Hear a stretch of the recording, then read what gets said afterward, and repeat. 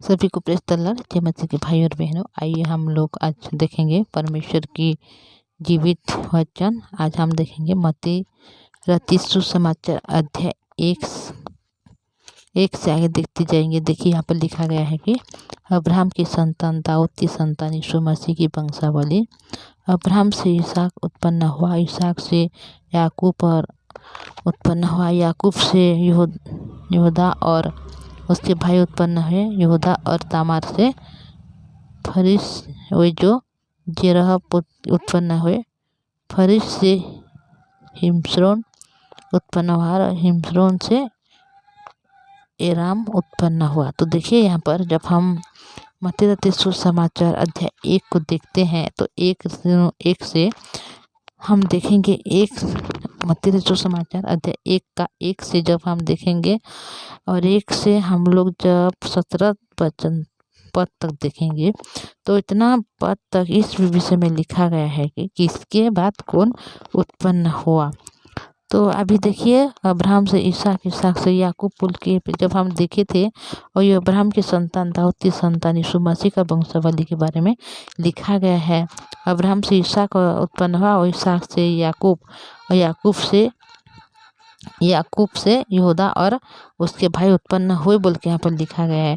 तो हम जब मत्ती रचित सुसमाचार अध्याय 1 से 1 का हम जो आगे से देखेंगे तो 1 से 17 पद तक इस प्रकार की लिखी गई है कि कौन से कौन और कौन से कौन हर एक विषय में यहाँ पर लिखा हुआ है ये वंशावली के बारे में।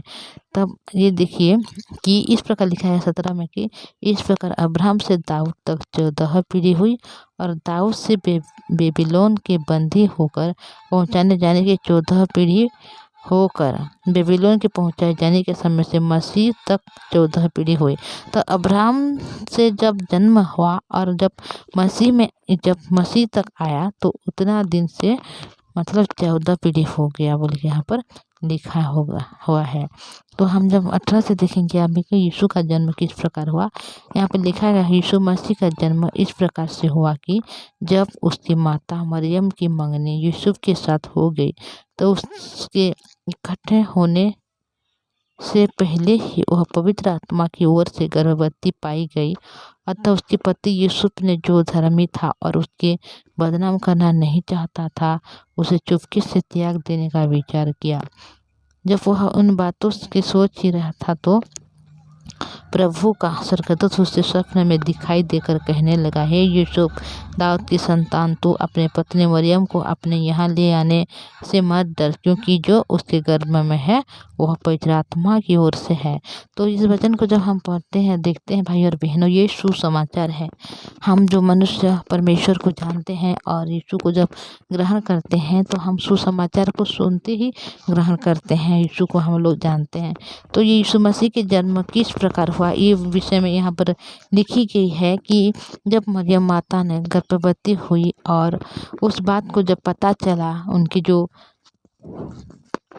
यूसुफ के साथ जो उसकी मंगनी होने वाला था, तब वह चुपके से उसको छोड़ देने के लिए चाहते थे, क्योंकि वह बदनाम करना नहीं चाहता था और प्रभु की वह भय मानता था। तभी वह अपने मन में सोच ही रहा था तो परमेश्वर की जो स्वर्गदूत अभी आ रहे हैं उनके सपनों के द्वारा दिखाई देकर ये बोल रहे हैं कि हे यूसुफ, दाऊद की संतान, तो अपनी पत्नी मरियम को अपने यहाँ से आने से मत डर, क्योंकि जो उसके गर्भ में वह पवित्र आत्मा की ओर से है। तो उसको मतलब इस प्रकार मतलब उसके मन में, उसके विचार में ऐसा था कि जो मरियम है उसके साथ तो मंगनी हो गई थी, पर वो उनके मतलब किसी और के साथ वह अपनी जो गर्भवती हुई है, इस प्रकार उनकी सोच था, जिस वजह से वो मतलब चुपके से त्यागना चाहता था। पर इस बात को परमेश्वर को पता चला, परमेश्वर ने अपने दूतों के द्वारा उनको इस प्रकार से कहला भेजा कि वह जो गर्भ में है वो पवित्र आत्मा की ओर से है बोल के। तभी वह ये लिखा गया है कि तब परमेश्वर ने इस प्रकार जो स्वर्गदूत के द्वारा कहला भेजा था, तो इस प्रकार बोल रहे हैं कि वह पुत्र जन्मेगा तो उसका नाम यीशु रखना, क्योंकि वह अपने लोगों का उनके पापों से उद्धार करेगा। तो देखिए यीशु मसीह का जन्म इसलिए हुआ कि वह अपने जो लोग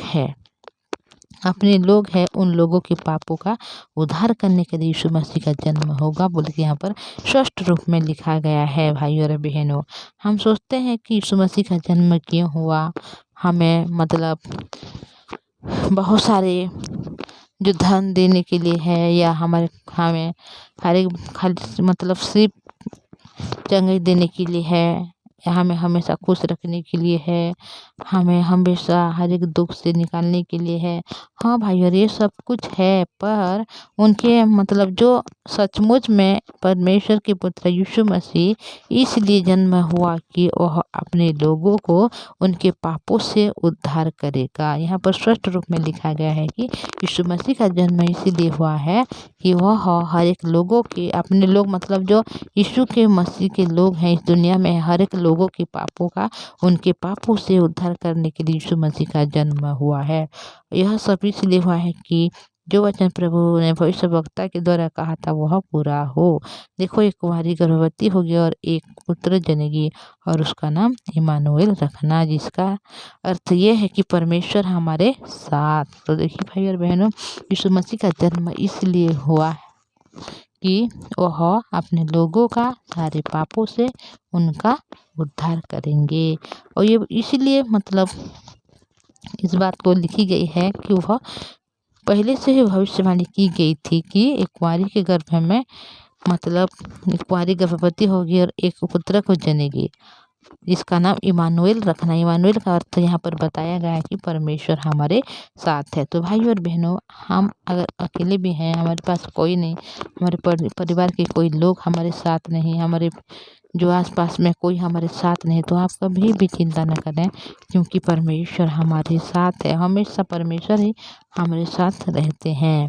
तब यूसुफ नींद से जाकर प्रभु के दूत की आज्ञा के अनुसार अपनी पत्नी को अपने यहाँ ले आया, और जब तक वह पुत्र न जने तब तक उसके पास न गया, और उनसे उसका नाम यीशु रखा। तो देखिए किस प्रकार परमेश्वर के पुत्र की जन्म हुआ है। भाई और बहनों, आप बहुत से जो भाई और बहन होंगे जो यीशु मसीह के बारे में उनको पता भी नहीं है, और मतलब उनको कभी भी किसी ने नहीं बोला होगा, पर आज हम यीशु मसीह के बारे में जानने के लिए इस वचन को देखे हैं, और हम परमेश्वर की जो वचन है मत्ती रचित सुसमाचार को हम लोग देखेंगे कि सचमुच में यीशु मसीह का जन्म कैसे हुआ, क्यों हुआ, और हमारे किसके लिए हुआ। तो भाई और बहनों, आप इस बात को स्पष्ट रूप से जान लीजिए, यीशु मसीह का जन्म सारे मानव जाति लोगों के लिए हुआ, ताकि यीशु मसीह क्या कर सकें, अपने लोगों को उनके हर एक पापों से क्या कर सकें, उद्धार कर सकें। इसीलिए यीशु मसीह का जन्म हुआ है, क्योंकि वो जो परमेश्वर जन्म होने वाला है उसका नाम इमानुएल, जिसका अर्थ है वो हमारे साथ है। तो यीशु मसीह अगर कोई आपके साथ नहीं है तो चिंता ना करें, क्योंकि यीशु मसीह आपके साथ है। आप अगर पापी हो, आप इस प्रकार हृदय में पाप भरा हुआ है और आप उससे छुटकारा पाना चाहते हो, और आप में कोई रास्ता नहीं है, कोई मतलब इससे जाने के लिए कोई मार्ग नहीं है, पाप से छुटकारा पाने के लिए कोई ऐसे मनुष्य नहीं जो आपको अभी तक बताया नहीं है, तो आप चिंता ना कर भाई और बहनों, क्योंकि परमेश्वर ने आपको देख लिया है, आपको जान लिया है, आपको चुन लिया है। परमेश्वर चाहता है कि आप किस प्रकार अपने पापों से छुटकारा पाएंगे, किस प्रकार आप उद्धार को पाएंगे, और किस प्रकार आप स्वर्ग राज्य के अधिकारी होंगे।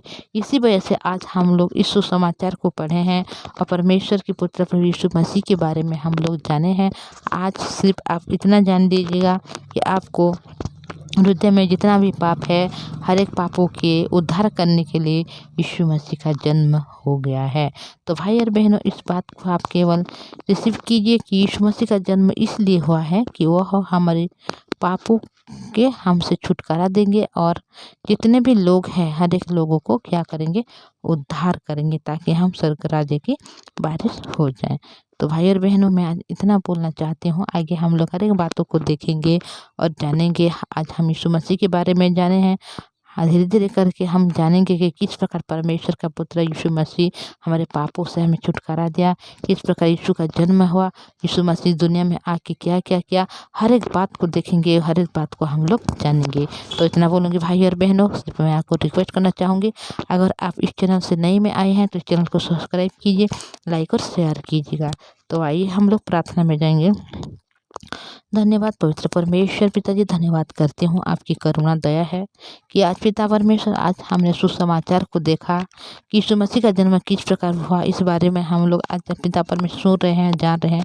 हमारे भाई बहन जो वचन को सुनते हैं उनको आशीष अनुग्रह दया दीजिए। उन लोग जान सकें कि यीशु मसीह का जन्म इसलिए हुआ कि उनके लोगों के सारे पापों से उद्धार करेगा। आज हमारे भाई बहन के पापों से उद्धार करने वाला आप, इसलिए धन्यवाद करते हैं प्रभु जी।